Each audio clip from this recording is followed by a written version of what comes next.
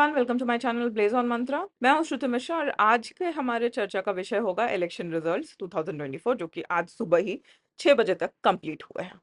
तो काउंटिंग तो कल दिन भर चली, आज सुबह जाकर कंप्लीट हुई है। तो इलेक्शन रिजल्ट्स जो है वो हम सभी को पता है कि काफी अटपटा सा है। रिजल्ट्स कुछ ऐसे आए हैं कि जिसका अंदाजा एग्जिट पोल्स भी नहीं लगा पाए। सबसे बड़ा सवाल आता है अगला पीएम कौन।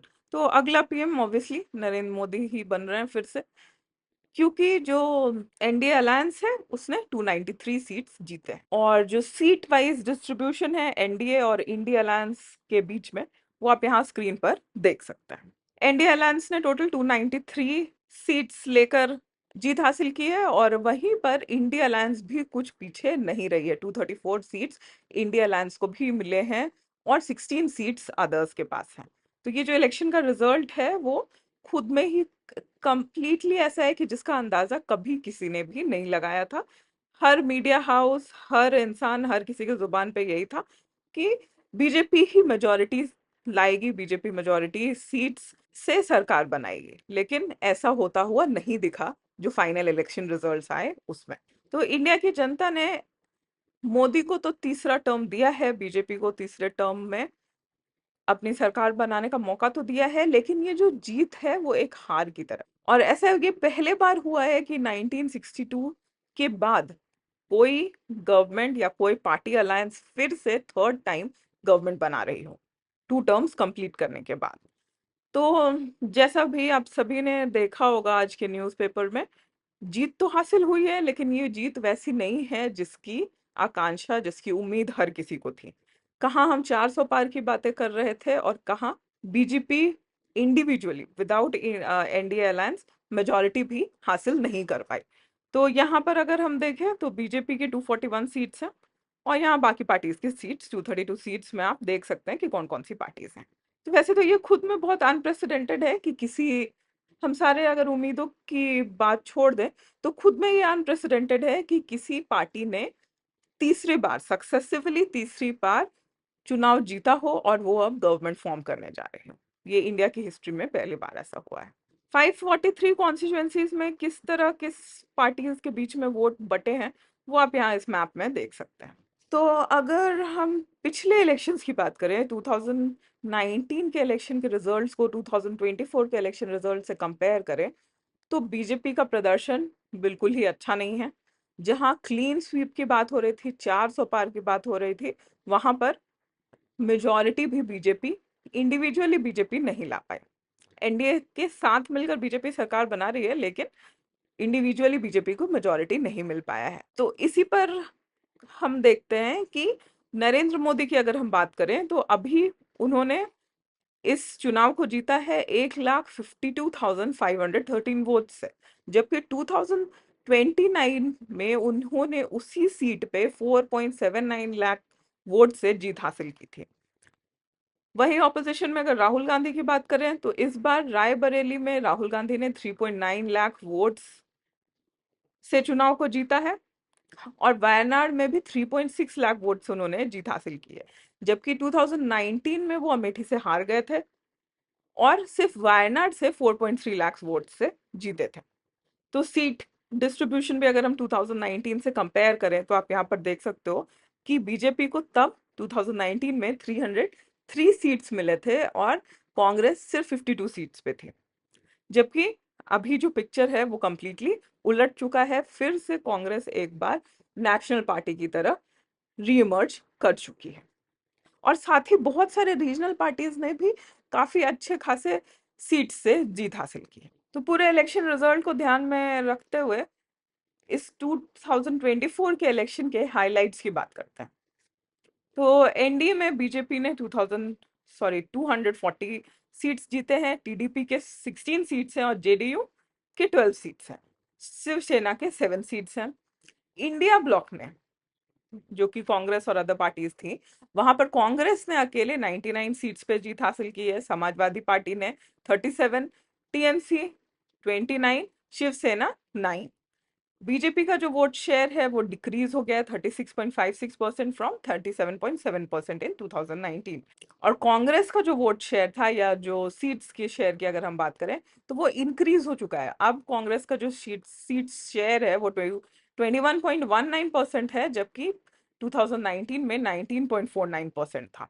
बीजेपी ने दिल्ली के सारे सीट्स को जीत लिया है, जिससे कि ये फिर से समझ में आता है कि दिल्ली ने एक बार फिर से ये दिखाया कि वो असेंबली इलेक्शंस में डिफरेंट डिसीजंस लेती है और लोकसभा इलेक्शंस में डिफरेंट डिसीजंस लेती है। और जहां पर आपने काफी अच्छा प्रदर्शन किया था असेंबली इलेक्शंस में, वहां पर अब लोकसभा इलेक्शन में दिल्ली के सारे सीट्स पे, लगभग सारे सीट्स पे बीजेपी ने जीत हासिल की। बीजेपी ने पहले बार केरला में एक सीट जीता है। तो यहाँ पर हम कह सकते हैं कि बीजेपी अब सदर्न स्टेट्स में भी इनरोड बनाने लगी है, जो कि बिल्कुल ही सीपीआई का गढ़ था, सीपीआईएम का गढ़ है, वहां पर बीजेपी अब इनरोड्स बनाने लगी है। अब 2019 इलेक्शन के कंपैरिजन में इस बार के इलेक्शंस के जो रिजल्ट आए हैं वहां पर जो ऑपोजिशन है वो काफी स्ट्रांग हो चुका है। तो पहले जो बीजेपी के पास बहुत ज्यादा बहुमत थी वो अब नहीं है, और जो बहुत कंटेंशियस बिल्स थे जैसे कि one nation one election, uniform civil code, इस तरह की चीजें, अब इस तरह के लॉज को बनाना, इस तरह के बिल्स को पास करना अब बहुत मुश्किल होगा। जैसे कि मैंने आपको पहले भी बताया कि नरेंद्र मोदी ने बहुत ज्यादा बड़े मार्जिन से कांग्रेस के अगेंस्ट जीत हासिल नहीं की है। वहीं जबकि अमित शाह ने 7.44 लाख वोट से जीत हासिल की है। कांग्रेस लीडर राहुल गांधी को दोनों सीटों पर जीत मिली है, वायनाड से भी और रायबरेली से भी। और उत्तर प्रदेश जहां पे 80 लोकसभा सीट्स थे वहां पर एसपी ने 37 जीत लिया, बीजेपी ने 33, कांग्रेस ने 6, राष्ट्रीय लोकदल 2, आजाद समाज पार्टी, काशीराम की पार्टी और अपना दल ने एक एक। तो यहाँ पर जो यूपी का जो रिजल्ट रहा है वो सबसे अजीब और अटपटा यही रहा है, जो जिसको बीजेपी का गढ़ माना जाता है, जहां पर अयोध्या राम मंदिर को लेकर हर इंसान ओवर कॉन्फिडेंट था कि बीजेपी ही जीतेगी, वहां पर बीजेपी ने सबसे खराब प्रदर्शन यूपी और महाराष्ट्र में ही किया है। चार कैंडिडेट्स जिनकी एज 25 साल, Sambhavi Chaudhary of Lok Janshakti Party, Sanjana Yadav of Congress and Pushpendra and Priya Saroj of SP, ये जो 25 साल से कम वाले 25 साल और उससे आसपास के जो कैंडिडेट्स हैं वो यंगेस्ट कैंडिडेट्स होंगे जो लोकसभा इलेक्शन में जिनको जीत मिली है, और वो अब एमपी बनेंगे। इस चुनाव के रिजल्ट में कुछ महत्वपूर्ण हार और जीतों की बात करते हैं। तो सबसे पहले चर्चा करेंगे जो की लॉसेस रहे फॉर बीजेपी। बहुत सारे यूनियन मिनिस्टर्स भी हैं जो कि फिर से इस इलेक्शन को जीत नहीं पाए हैं। तो union minister are K Singh BJP की तरफ से सीपीआईएमएल के कैंडिडेट से हार गए हैं। यूनियन ट्राइबल अफेयर्स और एग्रीकल्चरल मिनिस्टर अर्जुन मुंडा, वो भी खूंटी लोकसभा सीट को कांग्रेस के कालीचरण मुंडा से हार चुके हैं। 4 union ministers Smriti Irani, R K Singh, Arjun Munda और राजीव चंद्रशेखर, ये 4 सिटिंग जो कैबिनेट मिनिस्टर्स थे, यूनियन मिनिस्टर्स थे, ये जीत हासिल नहीं कर पाए हैं इस बार के चुनाव में। नेक टू नेक फाइट था कांग्रेस इनकम्बेंट एमपी शशि थरूर का, लेकिन उन्होंने फिर से केरला के तिरुवनंतपुरम से जीत हासिल की। फिर जहां पर हैदराबाद में बीजेपी की बिल्कुल फायरी कंटेस्टेंट माधवी लता के बारे में ये कहा जा रहा था कि वो पहली बार ओवैसी ब्रदर्स को हरा सकती हैं, तो ऐसा नहीं हुआ है।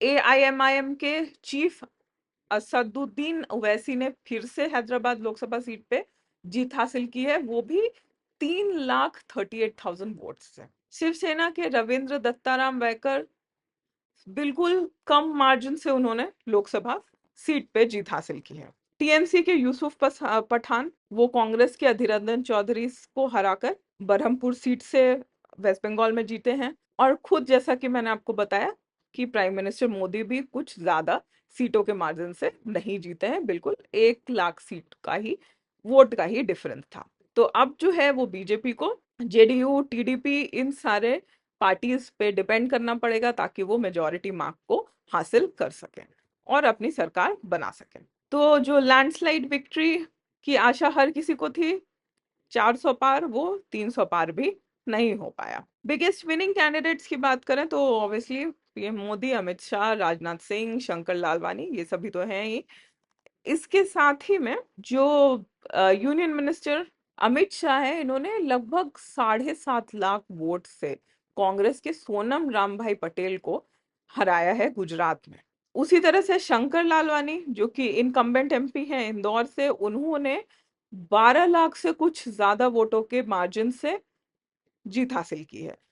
नोटा वोटों ने भी रिकॉर्ड बनाया, 2 लाख नोटा वोट्स आए हैं। कंगना रनौत को जीत हासिल हुई है बाई 74,755 वोट्स। बीजेपी लीडर और farmer Madhya Pradesh chief minister Shivraj Singh Chauhan, जो कि विदिशा लोकसभा सीट से चुनाव लड़ रहे थे, उन्होंने लगभग 8 लाख मार्जिन से इलेक्शन को जीता है। वहीं पर बंटी विवेक साहू बीजेपी की तरफ से, जो कि छिंदवाड़ा से इलेक्शन लड़ रहे थे, उन्होंने कांग्रेस के नकुल नाथ को लगभग 1.5 लाख वोटों से हराया है। ऑपोजिशन पार्टी के की कैंडिडेट्स की बात करें तो राहुल गांधी ने रायबरेली और वायनाड दोनों जगह से जीत हासिल की है। अमेठी सीट, जिसको कि स्मृति ईरानी का फोर्टे माना जाता था, वहां पर कांग्रेस ने जीत हासिल की है। शशि थरूर ने तिरुवनंतपुरम के सीट को फिर से जीता है, और वहीं पर सबसे जो बड़ी हार रही बीजेपी के लिए वो था अयोध्या का सीट, जहां पर हिंदू बहुल जगह होते हुए भी, राम मंदिर का इतना बड़ा इशू होते हुए भी, बीजेपी अयोध्या से हार गई है। इलेक्शन का जो रिजल्ट हमारे सामने है, उसके अगर टेक अवे की हम बात करें तो हम ये पाएंगे कि बीजेपी का जो वोट शेयर है वो घटा है, कांग्रेस का बढ़ा है। रीजनल पार्टीज ने काफी अच्छा परफॉर्मेंस किया है इस इलेक्शन में एज कंपेयर टू 2019 इलेक्शन। तो बिहार में, झारखंड में, महाराष्ट्र में, उत्तर प्रदेश में, वेस्ट बंगाल में, इन सारे स्टेट्स में रीजनल पार्टीज काफी स्ट्रॉन्ग कंटेंडर बन के फिर से उभरी हैं, जो कि पिछले इलेक्शंस में देखने को नहीं मिला था। हिंदी हार्टलैंड में बीजेपी ने बहुत मेजर सेटबैक झेला है। 225 सीट्स में 127 सीट्स आए हैं सिर्फ बीजेपी को, as compare to 176 seats in 2019। Uttar Pradesh, Haryana, Rajasthan, इन सारे जगहों पे बीजेपी की सीटें बहुत हद तक कम हुई हैं। लेकिन वहीं पर पार्टी ने अपना डोमिनेंस मेंटेन रखा है उत्तराखंड, छत्तीसगढ़, मध्य प्रदेश, दिल्ली और हिमाचल प्रदेश में। कांग्रेस का रिसर्जेंस हुआ है, ऑब्वियसली कांग्रेस का बहुत बड़ा बड़ा रिसर्जेंस हुआ है, क्योंकि पिछले इलेक्शंस में तो देखकर ऐसा लग रहा था कि कांग्रेस जो है वो अब अपने नेशनल पार्टी के स्टेटस को भी नहीं बता पाएगी। लेकिन काफी फायदा मिला है कांग्रेस को इंडिया अलायंस बनाने का इस इलेक्शन में, और शायद भारत जोड़ो जोड़ो यात्रा का भी बहुत बड़ा इम्पैक्ट हुआ है। तो कांग्रेस 95 सीट्स पे जहां लीड कर रही थी, तो वहां पर हम देख सकते हैं कि 52 सीट्स कांग्रेस को 2019 इलेक्शन से ज्यादा मिले हैं। एक और बहुत सरप्राइजिंग जीत बीजेपी को मिली है, वो है उड़ीसा में। तो जहां पर हिंदी हार्टलैंड में बीजेपी के सीट्स कम हुए हैं, वहीं पर उड़ीसा जैसे स्टेट में बीजेपी को 21 में से 19 सीट्स पर जीत मिली है, और बीजेडी को सिर्फ एक सीट पर।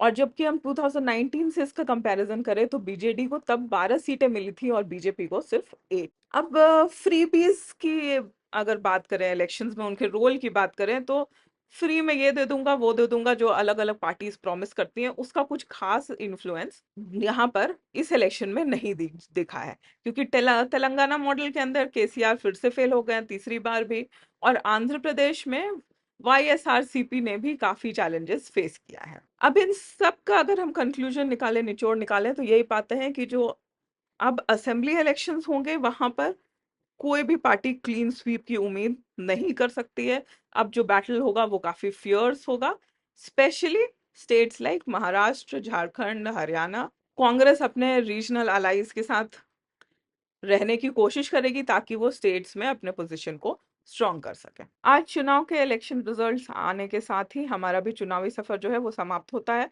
और फेज 1 से लेके रिजल्ट्स तक मैंने आपके लिए सारे कुछ काफी अच्छे से डिटेल में कवर किया है, लेकिन कम टाइम में आपको सारी जानकारी दी है।